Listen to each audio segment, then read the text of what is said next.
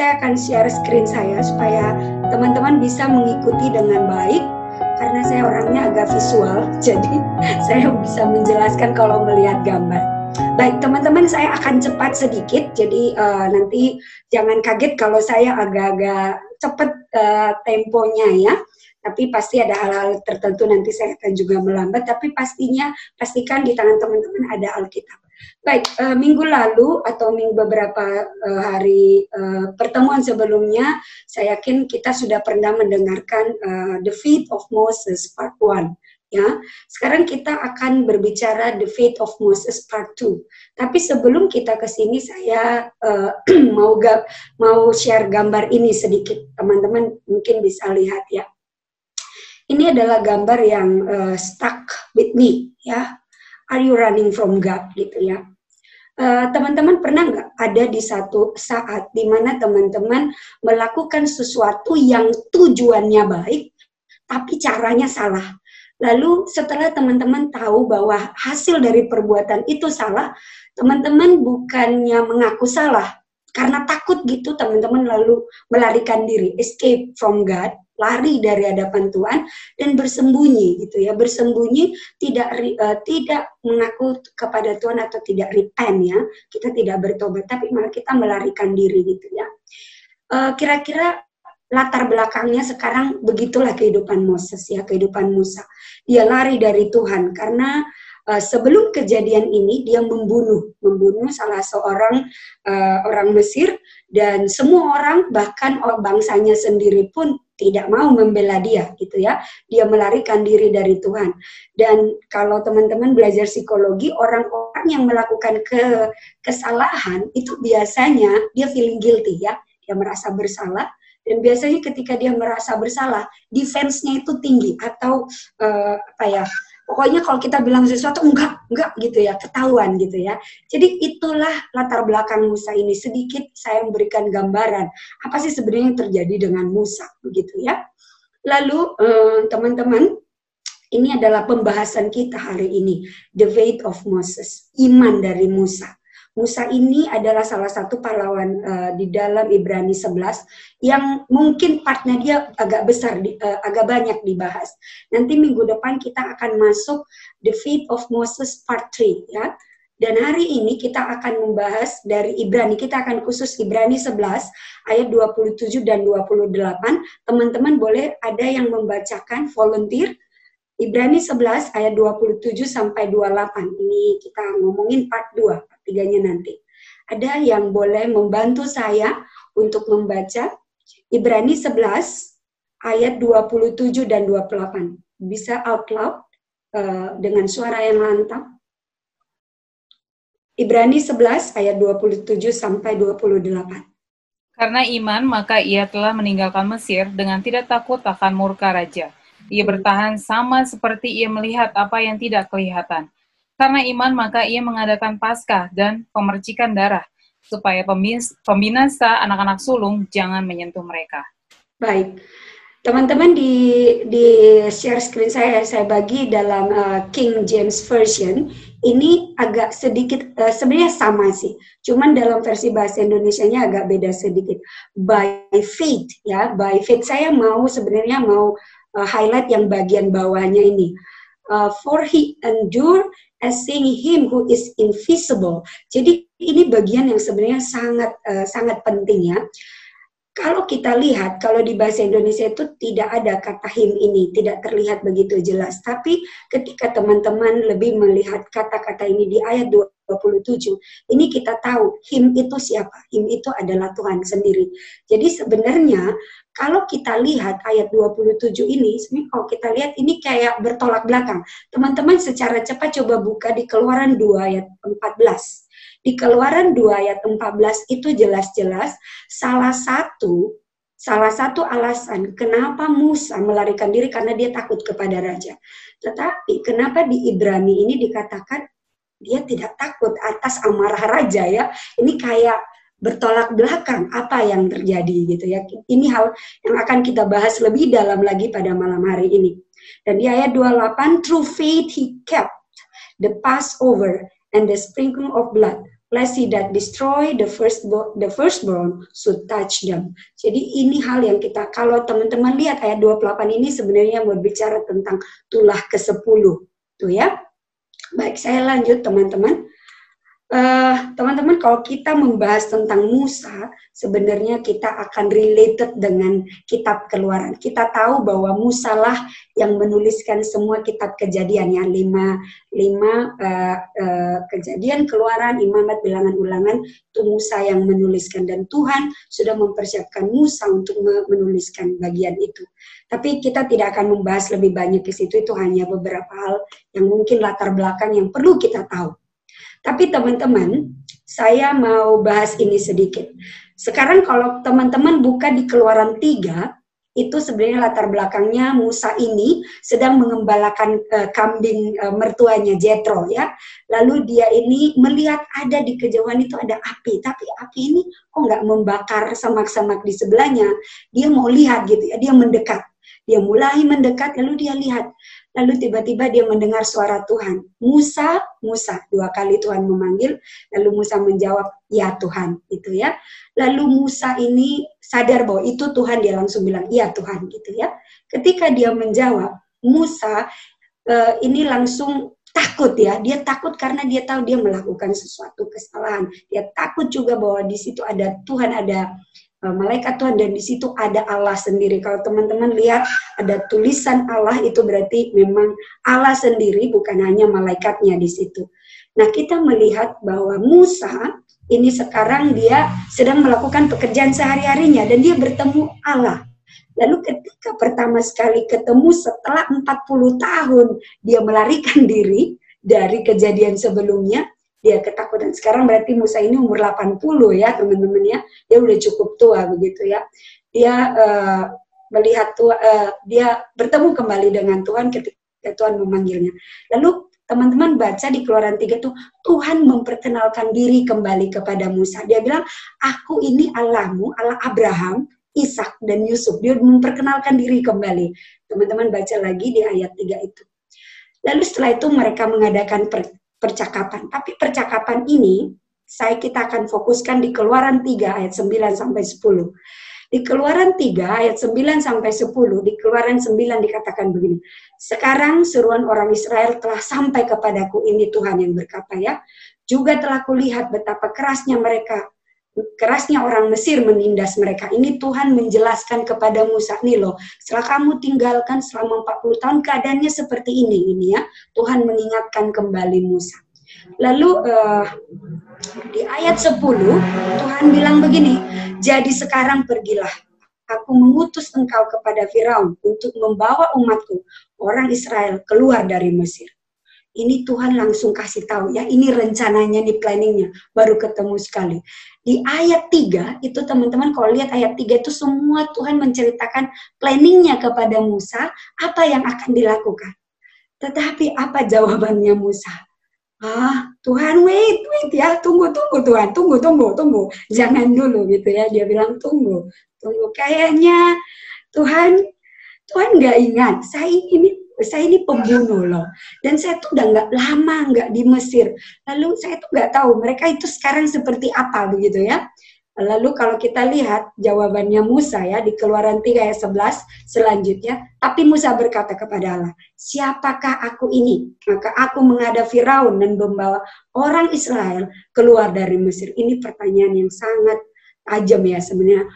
Who am I that I should go? Ya, ini sebenarnya ada 2 hal yang bisa kita garis bawahi di sini, bahwa Musa ini sedang humble himself ya, dia merendahkan dirinya di hadapan Tuhan. Siapa aku Tuhan gitu ya, dia mengukur kemampuannya.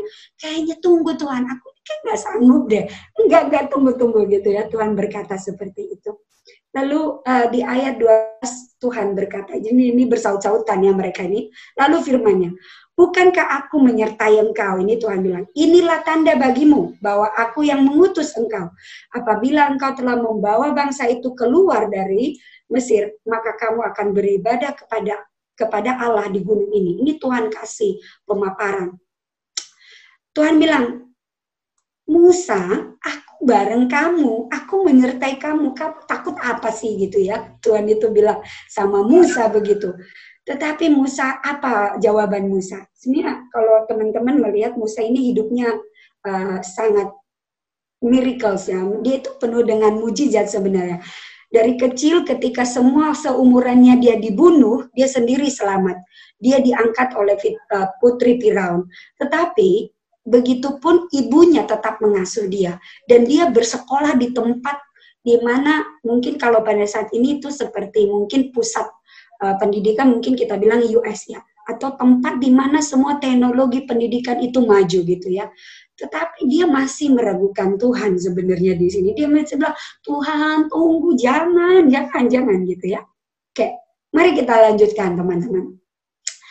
Lalu ketika dia argue dengan Tuhan ini, dia mulai ngeyel, aduh ayo dong, Tuhan bilang, kamu harus pergi gitu ya. Di Keluaran 4 ayat 1, teman-teman, kalau teman-teman buka Keluaran 4 ayat 1, lalu sahut Musa, ini Tuhan udah bilang kamu harus pergi. Ini Tuhan sudah kasih tahu begini. Semua perjanjiannya dia sudah kasih tahu sama Musa. Tapi Musa menyaut begini. Bagaimana jika mereka tidak percaya kepadaku dan tidak mendengarkan perkataanku? Melainkan berkata, Tuhan tidak menempatkan diri kepadamu. Ini dia bilang sama Tuhan ya. Dia bilang, gimana kalau orang Israel itu gak percaya sama saya Tuhan? Dan gimana kalau mereka tidak percaya bahwa saya itu utusan Tuhan gitu ya. Lalu kalau teman-teman buka di Keluaran 4 ayat 2 sampai 9 itu cukup panjang. Teman-teman saya nggak baca semua karena waktunya kita terbatas. Kita lihat di Keluaran 4 ayat 2 sampai 9 itu Tuhan betul-betul Tuhan tanya, apa yang ada di tongkatmu? Tongkat jadi ular. Masukkan tanganmu ke kantongmu. Dia kena kusta, lalu dimasukkan kembali, lalu sembuh. Tuhan itu menunjukkan miracle sama Musa. Tapi apa yang dilakukan oleh Musa? Allah menjawab dan meyakinkan Musa sebenarnya. Tapi apa yang Musa jawab? Apa yang dilakukan? Teman-teman, di ayat 10 Musa berkata begini, lalu kata Musa kepada Tuhan, Tuhan, aku ini tidak pandai bicara, dahulu pun tidak, dan sejak engkau berfirman kepada hambamu, sebab aku ini berat mulut dan berat lidah. Ini dia mencari alasan yang lain untuk menolak rencana Tuhan. Teman-teman, bolehkah satu orang membaca ini? Saya memang betul-betul mau ada satu orang yang membaca di Keluaran 4 ayat 11. Boleh saya minta tolong satu orang? Keluaran 4 ayat 11. Ada yang boleh membacakan satu orang? Keluaran 4 ayat 11. Keluaran 4 ayat 11. Tetapi Tuhan berfirman kepadanya, siapakah yang membuat lidah manusia? Siapakah yang membuat orang bisu atau tuli? Membuat orang melihat atau buta, bukankah aku, yakni Tuhan? Wah, ini statementnya berat banget ya. Ini kayak teman-teman meyakinkan seseorang yang keras kepala, tapi ngeyel, bola-balik dibilang, ini Tuhan loh, aku udah nunjukin kok kamu nggak ngerti-ngerti gitu tuh. Kayak teman-teman kalau punya anak itu udah diketok kayaknya kepalanya gitu ya. Karena ini orangnya ngeyel banget gitu ya. Tetapi ini nggak berhenti di sini nih. Ini dia ngomong sama Tuhan, tapi kok gini? Aku juga mikir ini Musa. Ini kenapa dia disebut pahlawan iman ya? Tapi I really realized that ketika saya baca ini gitu ya. Teman-teman, kalau kita baca lagi di ayat 13. Di 13 ini Tuhan udah yakinkan. Ya 13 dikatakan begini. Tetapi Musa berkata, Tuhan, utuslah kiranya siapa saja yang patut kau utus. Ini kalau saya boleh mengutip ini, Musa ini kurang asam sebenarnya. Dia ini udah diyakinkan sama Tuhan loh, udah dikasih mujizat, udah diberikan segalanya, tapi dia bilang, Tuhan, kirim aja yang lain, jangan saya, gitu ya. Ini sebenarnya dia escaping ya, avoid to do, ini ada misi tapi dia nggak mau menjalankan. Ini benar-benar dia ini nggak benar gitu ya. Teman-teman, Tuhan itu sebenarnya, kalau saya jadi Tuhan, saya betul-betul marah ini sama Musa. Tapi benar, Tuhan juga marah ya. Di ayat 11, teman-teman coba baca ayat 11. Maka bangkitlah murka Tuhan terhadap Musa, dan ia berfirman, bukankah di situ Harun orang Lewi itu, kakakmu? Aku tahu bahwa ia pandai bicara. Lagi pula ia telah berangkat menjumpai engkau, dan apabila ia melihat engkau, ia akan bersuka cita dalam hatinya. Kita tahu bahwa memang Harun, kakaknya Musa, adalah orang yang pandai bicara. Tapi sebenarnya, kalau Musa tidak ngeyel, kita tahu bahwa berkat, Tuhan akan memberikan berkat. Bahwa Tuhan sebenarnya mengaruniakan kepada Musa kemampuan untuk bicara kalau dia mau, ya. Tuhan katakan, siapa yang punya mulut, siapa yang menciptakan mulut? Saya bisa memberikan, tapi dia menolak. Lalu berkat itu pindah kepada kakaknya, itu Harun, dan Harun menjadi juru bicara Tuhan, ya. Kita tahu bagian itu. Nah, kalau kita lihat bagian ini, teman-teman, kita mikir, ya, ini teman-teman saya ajak untuk berpikir. Kalau saya boleh menyimpulkan gitu, ya, ini Musa ini kayaknya kalau kita dengar dari percakapannya dia dengan Tuhan, sebenarnya dia ini statementnya bukan statement orang yang beriman, ya, tapi statement orang yang meragukan Tuhan sebenarnya. Padahal dia disebut pahlawan iman, gitu, ya. Tetapi setelah kejadian ini, kita lihat kembali di sini, kita lihat kembali dari kejadian ini, karena dia terlalu banyak membuat alasan, maka Tuhan menarik berkatnya. Menarik berkatnya, kemampuan untuk menjadi wakil Allah untuk ngomong dengan Israel itu diberikan kepada kakaknya Harun, ya. Ini karena dia terlalu banyak membuat alasan. Teman-teman coba kita refleksi sedikit. Pernah nggak? Sebenarnya kita tahu kita punya, Tuhan kasih talenta itu, tapi kita itu running away gitu, ya. Kita buat berbagai alasan untuk escaping dari mungkin sesuatu yang kita bisa menjadi berkat atau pelayanan yang mungkin kita bisa lakukan dan kita tahu kita bisa lakukan, tapi kita melarikan diri, begitu, ya. Kita kehilangan berkat kalau kita terlalu banyak membuat alasan. Dan itulah yang terjadi pada bagian ini kepada Musa. Baik, teman-teman, kita lanjutkan kembali di Keluaran 5 ayat 1-2. Ini belum berakhir, ya. Tetapi sebenarnya setelah Tuhan bilang begitu, Musa nggak punya lagi, dia udah nggak punya pilihan. He should go, ya, dia harus pergi, apapun yang terjadi dia harus pergi. Teman-teman, mari kita buka Keluaran 5 ayat 1-2. Oke. Keluaran 5 ayat 1-2, ayat yang pertama.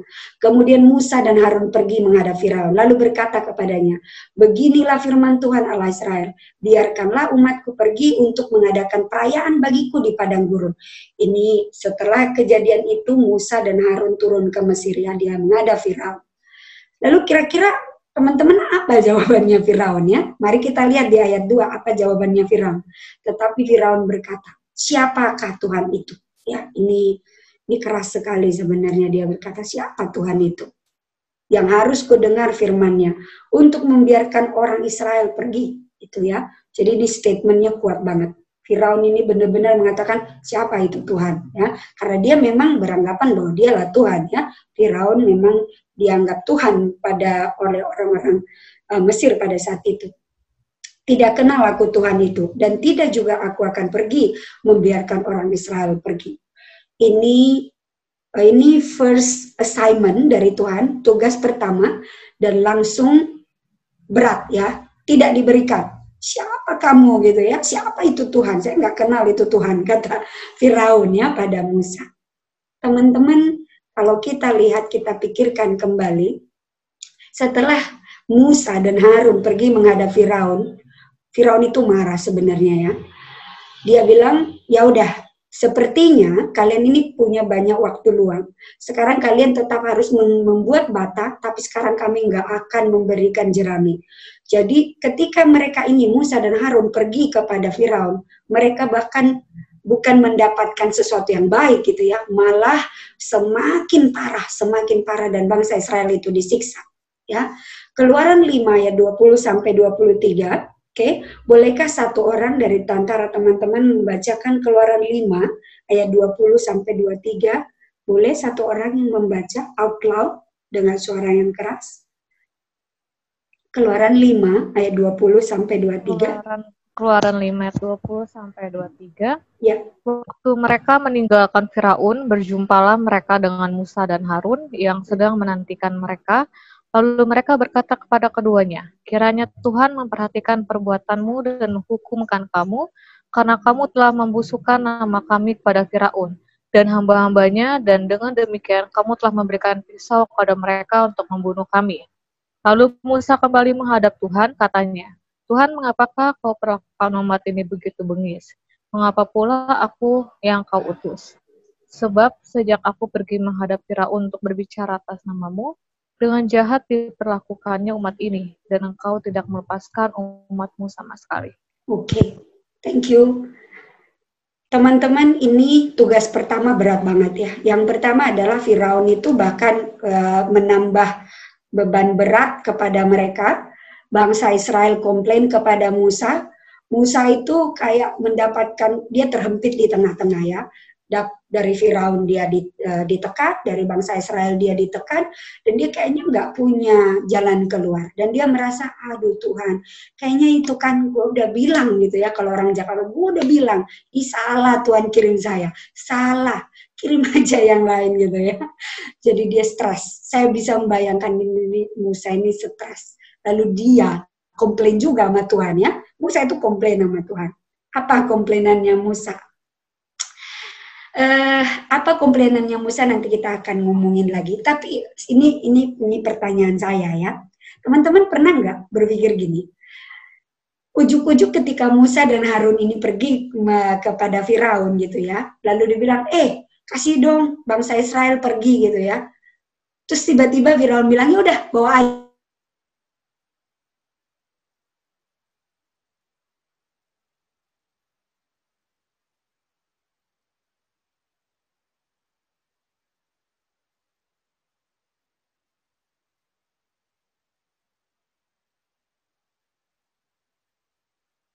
Akan terjadi. Teman-teman bisa nggak membayangkan? Ya, gimana? Berarti otomatis tulah 1 sampai 10 nggak terjadi dong ya.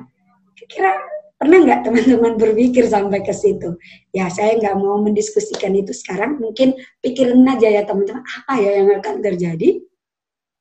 Tetapi kita lanjutin lagi ke Keluaran 6 ya. Oke.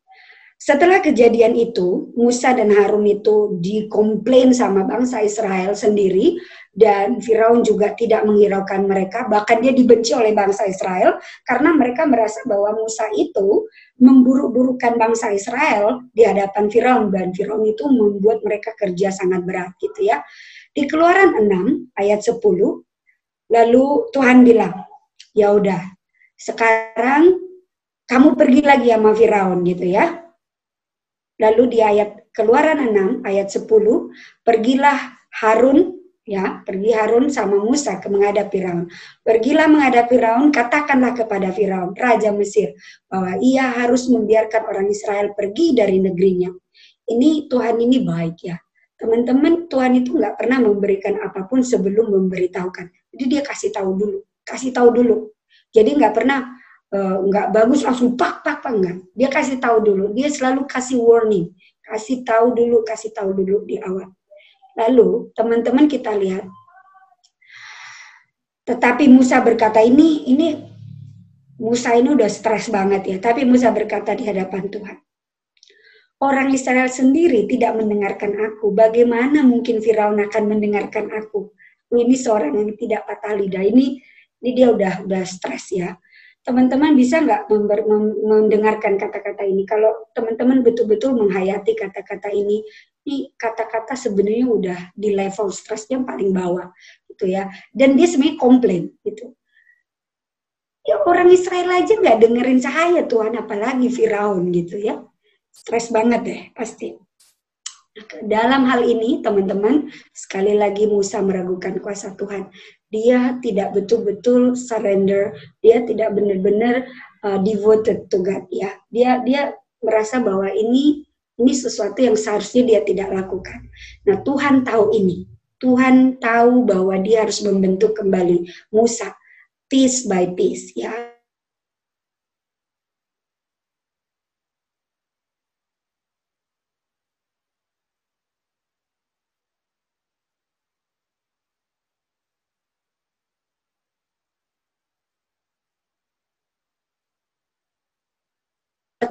Tuhan sebenarnya lebih kepada meyakinkan Musa, build dia, mempersiapkan dia untuk memiliki pengalaman atau bersandar sepenuhnya kepada Tuhan ya.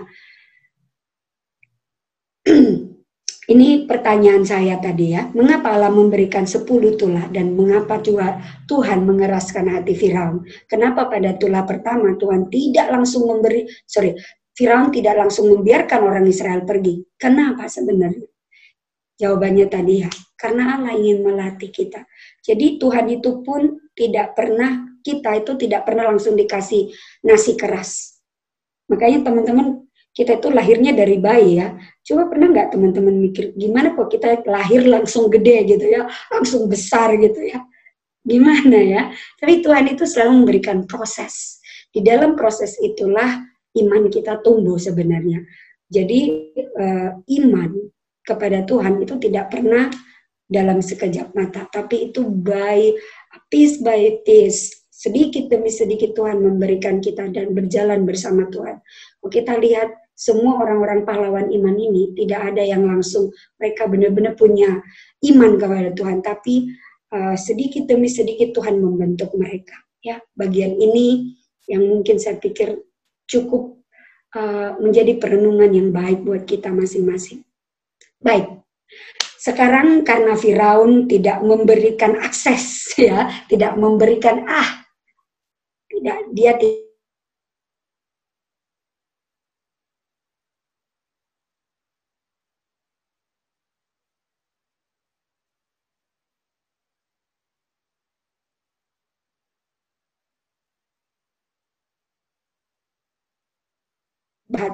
dalam Keluaran 7 ketika Musa dan Harun pergi menghadap Firaun, Firaun tidak memberikan akses, lalu apa yang terjadi? Mereka memberikan atau mereka melakukan tulah yang pertama. Keluaran 7 ayat 20. Demikianlah Musa dan Harun berbuat seperti yang difirmankan Tuhan. Diangkatnya tongkat itu dan dipukulnya kepada air yang di sungai Nil, di depan mata Firaun dan pegawai-pegawainya. Maka seluruh air yang di sungai Nil berubah menjadi darah. Ini adalah tulah pertama, air menjadi darah. Lalu kita tahu bahwa sebenarnya di ayat 22, teman-teman, di ayat 22 ini, kita tahu bahwa sebenarnya ahli-ahli nujum, ahli-ahli mantra di Mesir bisa melakukan hal yang sama ya. Mereka bisa melakukan hal yang sama. Bisakah mereka bisa membuat air menjadi darah? Sehingga sebenarnya Firaun melihat itu bukan sesuatu yang besar gitu ya. Itu bukan sesuatu yang extraordinary ya, tidak sesuatu yang wow gitu ya, enggak. Jadi mereka berpikir, no ya, ahli nujum, bahkan Firaun sendiri berpikir, ini nggak ada apa-apanya. Bahkan mereka berpikir, kamu apa sih? Mereka berpikir Musa sama Harun ini ngomongin apa sih? Mereka cuek sebenarnya. Kalau kita lihat di tulah yang pertama, sebenarnya kita melihat bahwa Firaun itu tidak peduli sama sekali. Dan dia tidak melakukan apapun. Ya, itu makanya Tuhan memberikan tulah yang kedua. Teman-teman ada nggak yang ingat di antara kita semua? Apa tulah kedua? Ada yang ingat nggak? Apa tulah kedua? Ada? Tulah kedua, ada yang ingat? Apa? Katak, oke. Good. Saya dulu waktu belajar Alkitab ini adalah ujian yang pertama, tulah kedua. Tapi saya selalu lupa karena banyak gitu ya. Yang selalu diingat itu tulah pertama dan yang terakhir karena paling gampang diingat ya. Tapi betul, Tuhan sebenarnya melanjutkan sampai tulah yang kedua ya. Tulah yang kedua kita lihat di Keluaran 8 ayat 5 sampai 15. Teman-teman kita tidak akan baca karena kita tidak punya banyak waktu, tapi kita tahu di Keluaran 8 ayat 5 sampai 15, saya baca ayat 5. Berfirmanlah Tuhan kepada Musa, katakanlah kepada Harun, ulurkanlah tanganmu dan tongkatmu ke atas sungai, ke atas selokan dan ke atas kolam, dan buatlah katak-katak bermunculan meliputi tanah Mesir. Jadi kita tahu bahwa sebenarnya katak itu adalah tulah yang kedua. Dan di tulah kedua ini sebenarnya ahli-ahli nujum juga bisa membuat katak. Banyak. Dan akhirnya semua katak di tanah Mesir, tanah itu ditutupi oleh semua katak. Tetapi kalau kita lihat, kita lihat ya, di ayat yang ke-8, apa yang terjadi? Tidak ada satu orang pun yang bisa melenyapkan ini kata-kata. Lalu Firaun berkata kepada Musa, dia panggil Musa serta Harun, berdoalah kepada Tuhan supaya dijauhkan kata-kata ini daripadaku dan daripada rakyatku. Maka aku akan membiarkan bangsa itu pergi supaya mereka mempersembahkan korban kepada Tuhan. Ini diberikan oleh Musa. Tapi ini dikatakan Firaun kepada Musa. Tetapi kita tahu bahwa sebenarnya setelah Musa berdoa, itu Firaun nggak kasih juga ya, dia nggak memberikan sebenarnya, dia berkeras hati nggak jadi gitu ya, cancel gitu ya. Nah tapi ada perbedaan di, teman-teman perhatikan nggak, di tulah yang pertama dan yang di tulah yang kedua ini ada perbedaan loh, teman-teman lihat nggak ada perbedaannya? Apa perbedaan tulah pertama dan tulah kedua? Ada yang bisa kasih respon? Apa perbedaannya teman-teman? Ada nggak? Ada nggak yang tahu apa perbedaan respon dari Firaun? Saya ulangi, respon dari Firaun ketika dia diberikan tulah yang pertama dan kedua. Ada nggak teman-teman melihat perbedaannya? Kalau di sini yang Firaun mulai percaya kepada Tuhan kali ya, bukan percaya sih, tetapi dia mulai mengakui Tuhannya Musa dan Harun. Thank you, Din. Yes, setidaknya di tulah yang kedua ini, Firaun itu ada responnya. Ya udah kamu berdoa, gitu ya. Karena dia tidak bisa menyelesaikan masalah, ya kamu berdoa sama Tuhanmu, gitu ya. Di yang pertama dia nggak respon sama sekali, bahkan dia tinggalin aja. Terserah, gue udah biasa lihat yang seperti itu, kata Firaun ya. Tapi di tulah yang kedua ini dia merespon berdoa, gitu ya. Dia sudah melihat ada perbedaan, ya. Oke. Ini adalah ini responnya ya, berdoa. Teman-teman kalau teman-teman lihat ya, Firaun ini memang Tuhan membuat hatinya keras dan dia tidak langsung mau membiarkan bangsa Israel pergi. Kenapa? Karena tadi kita udah jawab bahwa sebenarnya dia mau melatih Musa dan bangsa Israel memiliki satu perjalanan iman. Tuhan mau bangsa Israel dan Musa menyaksikan bahwa Tuhan itu berkuasa, ya. Tetapi kalau kita lihat teman-teman, kita lihat kembali ya bagian ini. Kita lihat ini, saya tidak akan membahas semua tulah ini. Tapi mari kita lihat tulah pertama, tulah kedua, tulah ketiga, tulah keempat, tulah kelima, sampai ke-9. Ketika teman-teman lihat semua tulah ini setiap kali tulah diberikan, itu Musa harus pergi dulu ke Firaun, kasih tahu, kita mau kasih tulah ketiga loh, kamu mau nggak kasih bangsa Israel pergi? Tapi Firaunnya bilang nggak, dikasih tulahnya. Jadi diberitahukan dulu, kalau nggak merespon baru diberikan. Jadi seperti itu. Lalu kita lihat dari tulah pertama sampai tulah ke-9, kalau lihat teman-teman lihat perhatikan, ini semua terjadi hanya di bangsa Mesir. Jadi di tanah Gosen itu tidak terjadi apa-apa. Jadi ini hanya terjadi di tanah Mesir.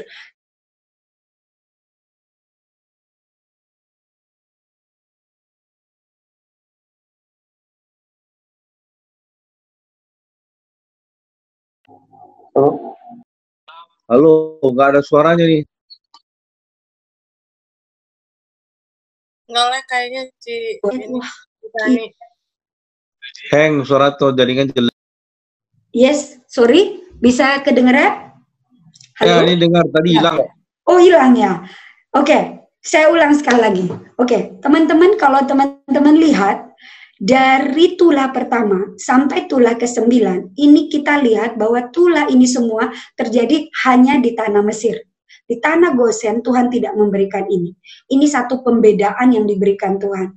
Dan ketika orang Israel melihat ini, mereka menyadari bahwa Tuhan itu berkuasa. Mereka tahu bahwa Tuhan itu berkuasa dan mereka tahu bahwa Tuhan menyertai mereka. Bahkan walaupun mungkin pada saat itu mereka tidak percaya kepada Tuhan, dengan melihat semua ini, mereka tahu bahwa Tuhan itu do something for them. Tuhan melakukan sesuatu. Dan inilah pembuktian Tuhan kepada bangsa Israel. Tetapi teman-teman, kalau kita lihat di hari yang terakhir, di tulah yang ke-10, sorry teman-teman, maksud saya di tulah yang ke-10 itu berbeda.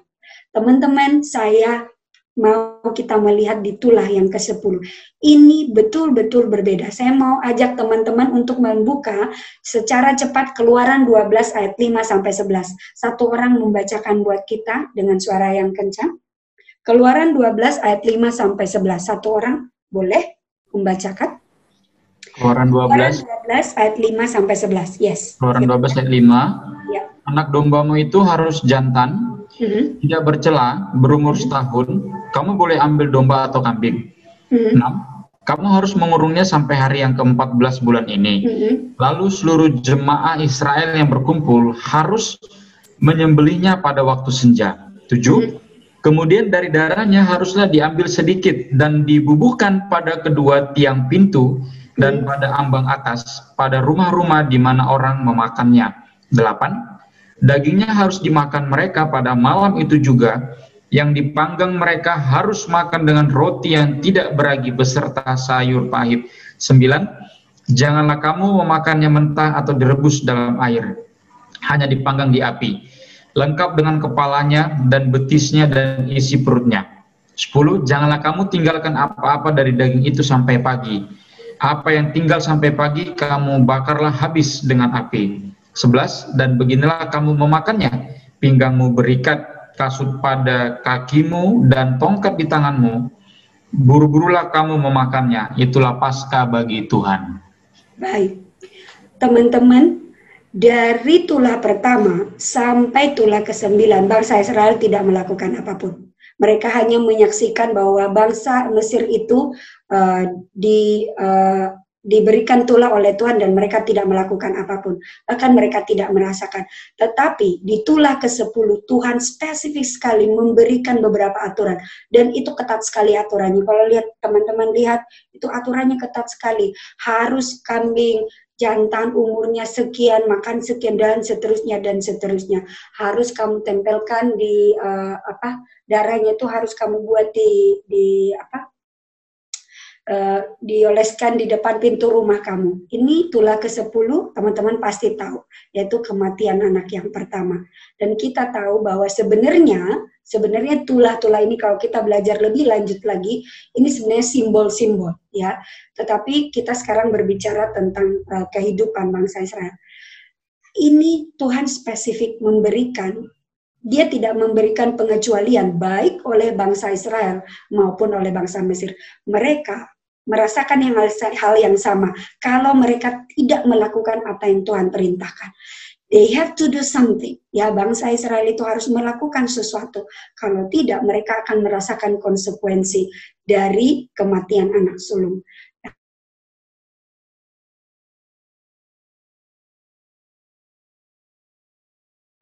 Halo, hilang lagi.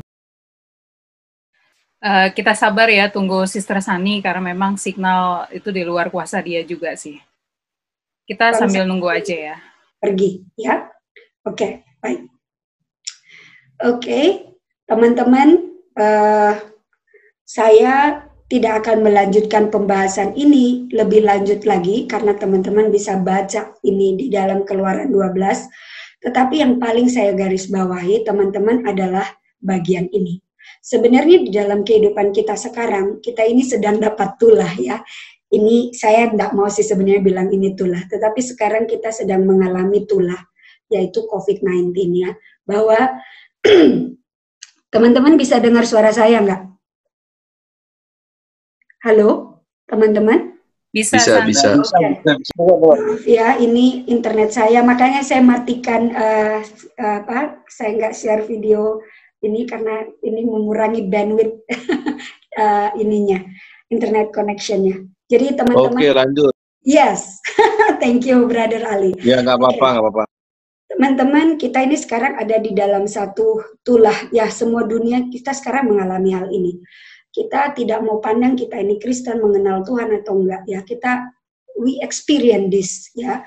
Kita ada dalam satu di mana kita saya yakin, mungkin saya nggak tahu di antara teman-teman adakah saudaranya yang meninggal karena COVID dan sebagainya. Tapi ini adalah tulah yang memang menurut saya menghantam semua dunia ya, baik secara ekonomi dan keluarga, dan saya tahu banyak keluarga yang terguncang karena masalah ini, bahkan banyak perusahaan yang shutdown.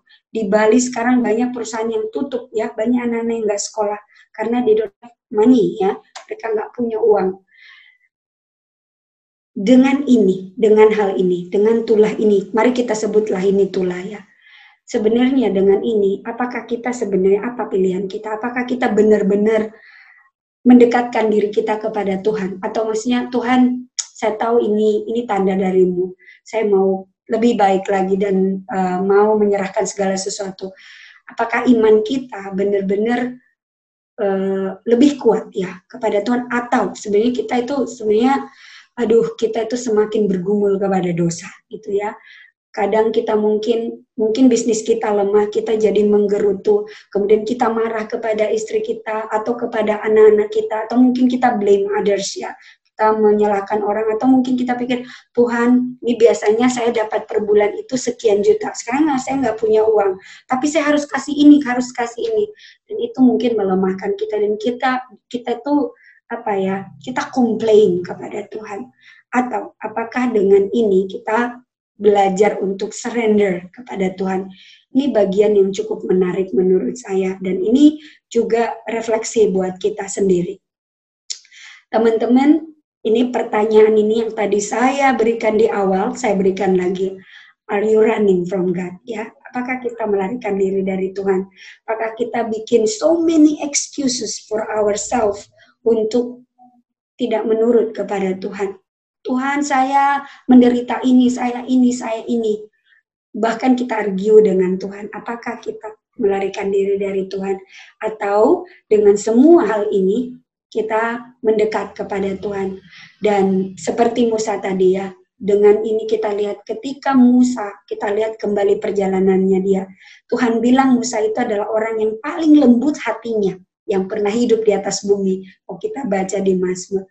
Kita tahu, walaupun dia argue dengan Tuhan, running away from God, ya, tapi Tuhan memberikan kepada dia jalan. Tuhan tarik kembali dia, ya. Tuhan tarik kembali dia, dan dia bersama-sama dengan Tuhan sekarang. Kita tahu itu, ya. Kalau kita baca di Perjanjian Baru, kita tahu bahwa Musa sekarang ada di surga bersama dengan Tuhan. Nah, teman-teman, saya akan mengakhiri obrolan kita hari ini, sharing kita hari ini dengan pertanyaan ini. Oke. Yang pertama ya, are you running from God? Why ya? Teman-teman pernah nggak? Di satu ketika dalam kehidupannya teman-teman itu melarikan diri dari Tuhan. Dan teman-teman tidak mau repent ya, tidak mau bertobat gitu ya, malah ngeyel gitu ya, atau malah defense. Tuhan pokoknya cari alasan deh supaya benar gitu ya. Dan kenapa gitu ya, mungkin ini juga bisa nanti ngobrolin ya.